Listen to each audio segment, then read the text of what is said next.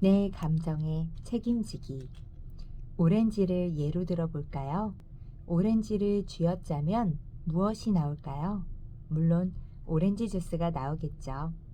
하지만 제가 묻고 싶은 건 오렌지를 짰을 때 어째서 오렌지 주스가 나올까 하는 겁니다.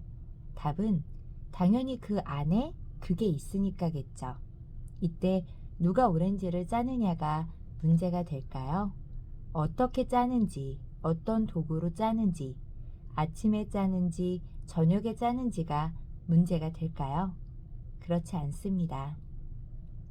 오렌지를 짜면 언제나 그 안에 담긴 내용물이 나옵니다. 마찬가지로 뭔가가 우리를 쥐어짤 때, 그러니까 뭔가의 압박을 받을 때 나오는 건 우리 안에 있는 것입니다. 그게 화든, 증오든, 스트레스든 말입니다. 누가 우리를 쥐어짜는지, 언제 쥐어짜는지, 어떻게 쥐어짜는지 때문이 아닙니다. 그저 우리 안에 있는 것이 나오는 것이지요.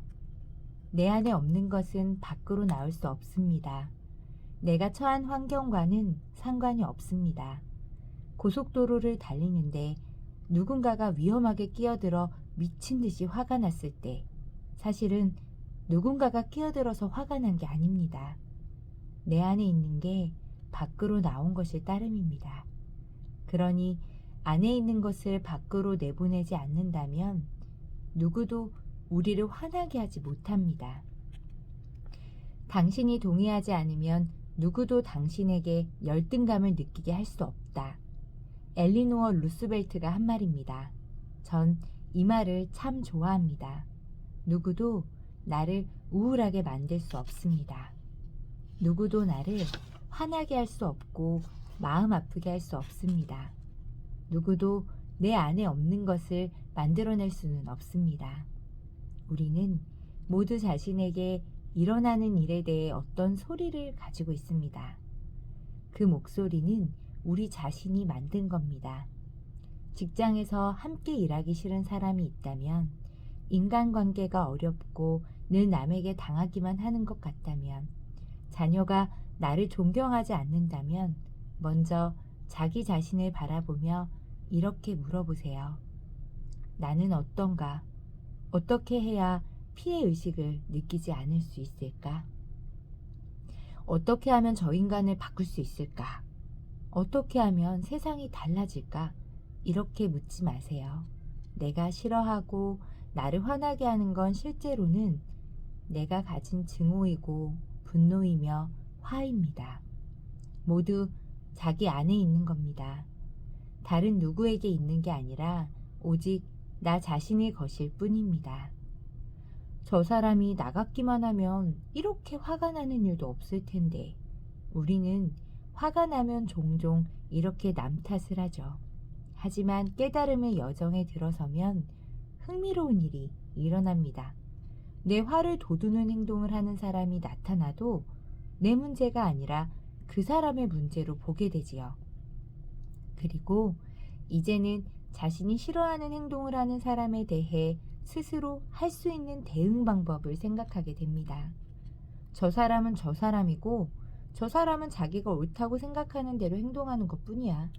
그러니 나는 내 식대로 저 사람에게 반응할 거야. 나는 애정을 가지고 친절하게 포용력 있게 행동할 거야. 그렇게 하면 어떤 행동에도 잘 대응할 수 있을 거야. 아니면 무시할 수도 있겠지. 어느 쪽이든 저건 내 일이 아니야. 저 사람이 하는 거지. 내가 어떤 문제, 어떤 상황에 처해 있든 아무 상관이 없습니다. 그 문제에 대한 태도가 상관 있는 겁니다. 저는 지금까지 살아오면서 어느 순간 내면의 성장이란 전적으로 자신의 책임에 달려 있다는 사실을 이해하게 되었습니다. 하지만 우리는 살아가면서 내면의 성장을 무척이나 많이 무시하곤 하죠. 예를 들어 양초에 불을 켰다고 생각해 봅시다. 불이 켜진 양초를 들고 밖으로 나갔는데 나가자마자 바람이 불어와 촛불을 꺼뜨립니다. 우리의 일상도 이와 비슷합니다. 살면서 다양한 외부의 힘들을 마주하는데 그것들이 늘 내 안의 촛불을 꺼뜨리는 것만 같습니다.